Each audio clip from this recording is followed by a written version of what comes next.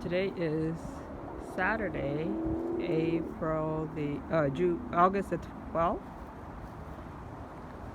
and we're looking at this red custard apple, which I planted from seed a couple of years already, and I don't know why these leaves are like these, so I'm not so sure what's going on here, that they turn out looking like this.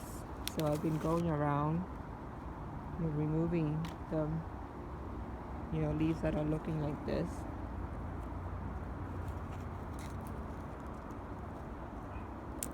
And then what I'm gonna do too is figure out if it has anything to do with the soil. So I'm gonna move it out of the pot,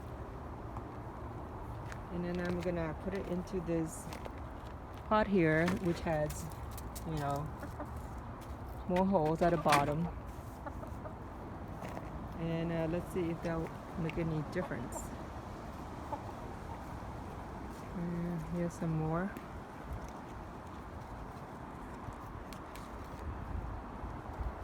So I don't know what these are.